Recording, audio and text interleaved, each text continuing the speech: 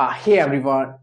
आज कॉन्स्टिट्यूशन के very interesting and extremely important topic के बारे में बात करने वाले हैं, जो डायरेक्टली आपसे जुड़ा हुआ है, हमसे जुड़ा हुआ है। इस देश के जितने भी सिटीजन्स हैं, उनको कहीं ना कहीं किसी न किसी तरीके से डायरेक्टली और इनडायरेक्टली अफेक्ट करता है। That is the topic name is taxes.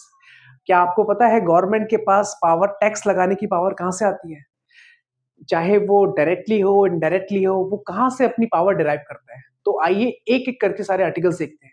Constitution के पार्ट 12 में जो चैप्टर का नाम है, जो पार्ट्स का नाम है, जो finance finance property, contract and suit, जो आर्टिकल 264 से लेकर आर्टिकल 300 ए तक स्पेसिफिकली मेंशन कर रखा है।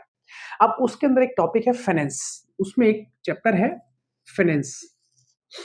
अब उसके अंदर सारी इंफॉर्मेशन दी गई है, सारे फैक्ट्स दे रखे हैं, सारा लॉज दे रखा है, जिसमें ये डायरेक्टली ये बताता है कि सेंट्रल के पास वो पावर कहाँ से आती है और स्टेट के पास पावर कहाँ से आती है। क्या लोकल अथॉरिटीज को भी किसी भी तरीके का लॉ लगा, क्या टैक्स लगाने का या ड्यूटीज लगाने की कोई पावर है? वो एक एक करके सारा आर्टिकल्स देखते हैं। तो देखते हैं, क्या सेंट्रल के पास पावर है? बिल्कुल है। स्टेट गवर्नमेंट के पास पावर है? बिल्कुल है। लोकल अथॉरिटीज के पास पावर है? बिल्कुल है। देखते हैं आर्टिकल 265। आर्टिकल 265 में स्पेसिफिकली मेंशन कर रखा है कि कोई भी government, whether it is central और वेदर इट इज स्टेट और एनी लोकल अथॉरिटी में क्या आ सकता है? पंचायत आ सकता है या फिर म्यूनिसिपैलिटीज आ सकती हैं। अगर ये किसी भी तरीके के अगर कोई टैक्स लगाती हैं या कलेक्ट करती हैं, अगर वो लॉ के अकॉर्डिंग नहीं होगा तो वो अनकॉन्स्टिट्यूशनल हो जाएगा। आर्टिकल 265 ये स्पेसिफिकली मेंशन कर देता है। अगर सेंट्रल गवर्नमेंट को, स्टेट गवर्नमेंट को अगर कोई टैक्स लगाना है तो वो सिर्फ अकॉर्डिंग टू द लॉ ही लगा सकते हैं। तो ये डील करता है डायरेक्टली। आर्टिकल 265 में इसको क्लियरिटी से बता दिया गया है। ठीक, अब देखते हैं कि सेंट्रल गवर्नमेंट या यूनियन गवर्नमेंट अगर कोई टैक्स लगाती है तो वो किसके अकॉर्डिंग लगाती है। तो आप पे और हम पे अगर किसी भी तरीके अगर कोई टैक्स लगता है तो कैसे लगता है? यानी कि गवर्नमेंट के पास कहीं ना कहीं से कोई ना कोई पावर है, जो कॉन्स्टिट्यूशन की किसी न किसी आर्टिकल्स में दे रखा है। कॉन्स्टिट्यूशन के आर्टिकल 246 को लास्ट मंथ सेशन में स्पेसिफिकली बता दिया था कि पार्लियामेंट को और स्टेट लेजिस्लेचर को किस किस सब्जेक्ट मैटर पे लॉ बनाने की पावर है, और उसके साथ बताया था 7 शेड्यूल।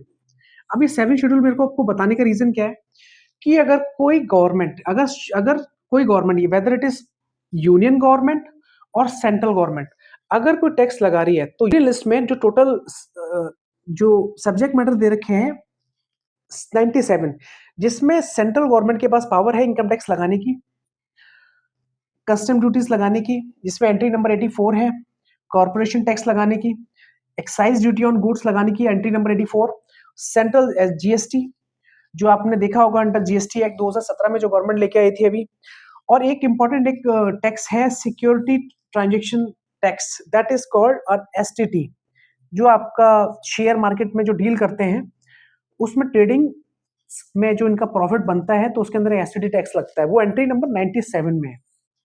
ठीक, अब देखते हैं स्टेट के एस्पेक्ट से कैसे हैं। स्टेट में मेजर जो टैक्स हैं वो लैंड रेवेन्यू है, एंट्री नंबर 49। अब ये स्टेट लिस्ट में 7 शेड्यूल में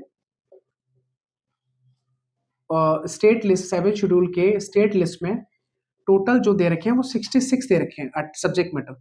तो उनमें से एंट्री नंबर 49 में स्टेट गवर्नमेंट के पास पावर है कि लैंड रेवेन्यू लगाया जा सकता है।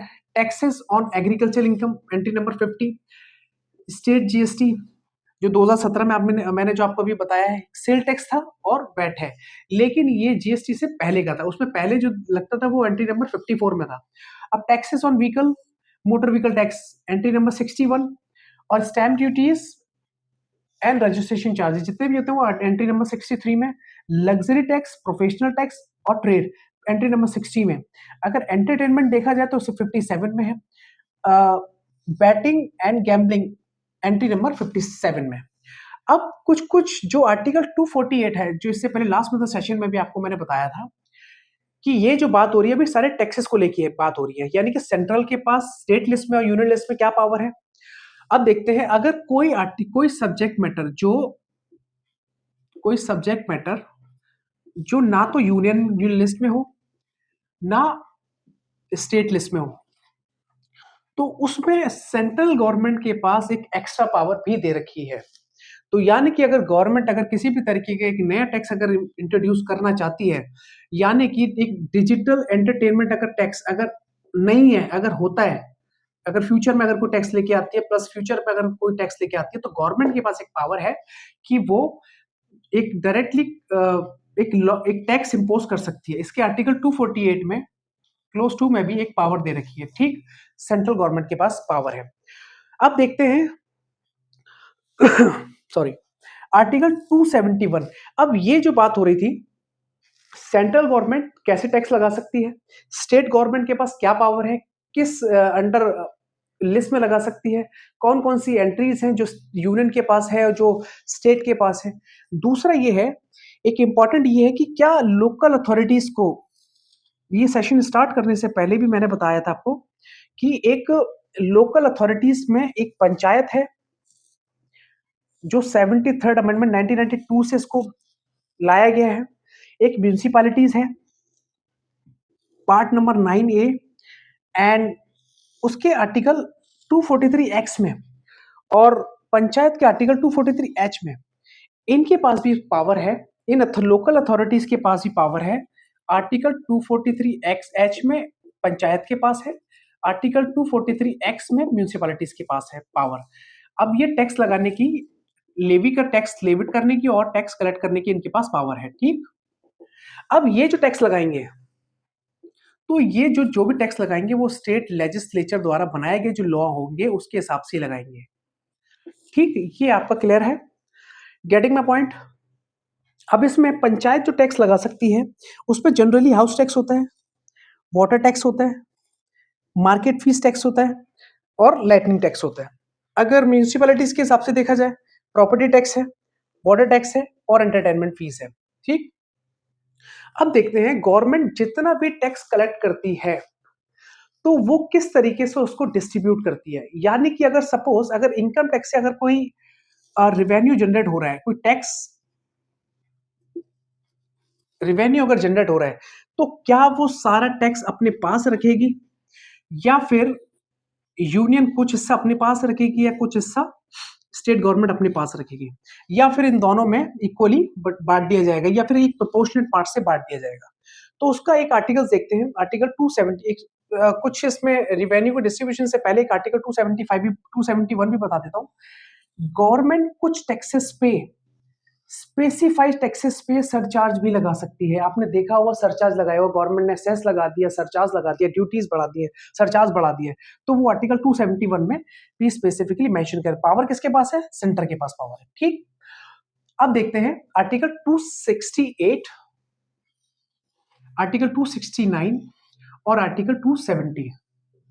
अब ये आर्टिकल को मेरा जो बताने का आपके पास जो रीजन है, मेरे पास जो रीजन है वो ये है, कॉन्स्टिट्यूशन के हिसाब से जितना भी टैक्स कलेक्शन होता है आपके पैसे का और हमारे पैसे का, वो गवर्नमेंट पैसा करती क्या उस पैसों का, सारा पता है। उनमें कैसे न कैसे करके उनको डेवलपमेंट में उनके काम आता है, उनके जो भी खर्चे हैं या जितनी भी चीजें उन सब चीज के अंदर उसके अंदर काम आता है। तो उसके अंदर सबसे ज्यादा इंपॉर्टेंट ये है कि उसमें डिस्ट्रीब्यूशन कैसे करते हैं स्टेट में, और पार्लियामेंट के पास अपना हिस्सा कितना रहेगा, सेंट्रल के पास अपना हिस्सा कितना रहेगा और स्टेट के पास अपना हिस्सा कितना रहेगा। तो देखते हैं आर्टिकल 268, आर्टिकल 269 एंड आर्टिकल 270। अब इसमें सारा डिस्ट्रीब्यूशन को लेके बात हो रही है, यानी कि कितना हिस्सा किसके पास जाएगा या कितना अमाउंट असाइन होगा, क्या वो स्टेट खुद रख लेगी या फिर यूनियन अपना रखेगी या फिर इक्वली डिवाइड कर लेगी या प्रोपोर्शनल हिसाब से उसको रखेगी। तो देखते हैं आर्टिकल 268 में, अगर कोई टैक्स अगर सेंट्रल गवर्नमेंट लेवी करती है या लगाती है, उसका कुछ हिस्सा, मतलब कुछ नहीं, मतलब स्टेट गवर्नमेंट इसको कलेक्ट करेगी और पूरा कीप कर लेगी, यानी कि पूरा स्टेट ही इसको रख लेगी। आर्टिकल 268 में सिंपल, अगर सेंट्रल लगा रही है और स्टेट कलेक्ट कर रही है और स्टेट ही उसमें रख रही है, आर्टिकल 268 में। आर्टिकल 269 देखते हैं, यानी कि सेंट्रल गवर्नमेंट कुछ टैक्स लगाती है और सेंट्रल गवर्नमेंट ही इसको कलेक्ट करती है, लेकिन जो पर्टिकुलर जो रेवेन्यू जो असाइन होता है वो स्टेट गवर्नमेंट को दे देती है। ठीक, यानी कि सेंट्रल गवर्नमेंट लगा रही है, सेंट्रल गवर्नमेंट उसको कलेक्ट कर रही है, लेकिन लगाने के बाद जो हिस्सा है, यानी कि पूरा जो प्रोपोर्शनल पार्ट है, वो पर्टिकुलर शेयर कर रही है, असाइन कर रही है स्टेट गवर्नमेंट को। ठीक, अब देखते हैं आर्टिकल 270 में। आर्टिकल 270 में एक सिंपल से एक आपको एग्जांपल देता हूँ कि आर्टिकल 270 के हिसाब से अगर इनकम टैक्स है, ये एक सेंट्रल टैक्स है। आपने एक बोर्ड देखा होगा, CBDT, central board of direct taxes. ये जो टैक्स लगाती है डायरेक्ट टैक्स है, और डायरेक्ट टैक्स को ये लेंगी अपने ये सेंट्रल जो भी इनकम टैक्स जो लगता है उसका पर्टिकुलर जो हिस्सा है, जो एंट्री नंबर 82 में यूनियन लिस्ट की 82 एंट्री में आर्टिकल 270 में जो टैक्स लगाएगी वो सेंट्रल गवर्नमेंट लगा रही है, लेकिन जो पर्टिकुलर जो मान लो कि वो पूरा कुछ हिस्सा यूनियन के पास रहेगा और कुछ हिस्सा स्टेट गवर्नमेंट के पास। आप सपोज इसको इस तरीके से समझिए, अगर गवर्नमेंट अगर 10 रुपए का अगर पर्टिकुलर अगर रेवेन्यू जनरेट करती है और उसमें से कुछ हिस्सा यानी कि 58% या फिर 60-40 का रेशियो रख लेती है, तो स्टेट गवर्नमेंट के पास 40% चला जाता है, यानी कि 4 रुपए गवर्नमेंट के पास आ जाएंगे स्टेट गवर्नमेंट के, बाद 6 रुपए जो आपके यूनियन ये सेंट्रल गवर्नमेंट के पास रहेंगे। तो ये था आर्टिकल 270। स्पेसिफिकली ये जो टैक्स का सिस्टम है, गवर्नमेंट को, सेंट्रल गवर्नमेंट को, स्टेट गवर्नमेंट को, लोकल अथॉरिटीज को एक इस तरीके से चीजें बनाएगी कि ये पूरा स्पेसिफाई कर रखा है कॉन्स्टिट्यूशन में कि गवर्नमेंट अगर कोई भी अगर टैक्स लगा रही है, कोई न्यू टैक्स भी लगा रही है, तो अकॉर्डिंग टू द लॉ लगाए, कुछ भी उठा के जनता के सामने रख ना दे। तो ये एक बहुत पार्ट 12 में स्पेसिफिकली मेंशन कर रखा है, एक बहुत सिस्टमेटिक तरीके से इसको बनाया हुआ है। अब इसमें एक आर्टिकल है 268 ए जो सर्विस टैक्स के बारे में बताता है। ठीक, इसको किसी दूसरे एक पर्टिकुलर उसमें पढ़ लेंगे हम। अगर ये पार्ट अगर आपको इस टैक्स का जो भी समझाने का जो मेरा तरीका है, अगर आपको अगर अच्छा लगा हो, अगर आपको टैक्स से रिगार्डिंग या फिर कॉन्स्टिट्यूशनल फैक्ट्स के अकॉर्डिंग अगर आपको कुछ भी समझ में आया हो, या फिर मेरे बताया गया जानकारी जो इन्फॉर्मेशन है अगर आपको अच्छी लगी हो, तो इस वीडियो को शेयर कीजिए, इस वीडियो को लाइक कीजिए। Thank you very much.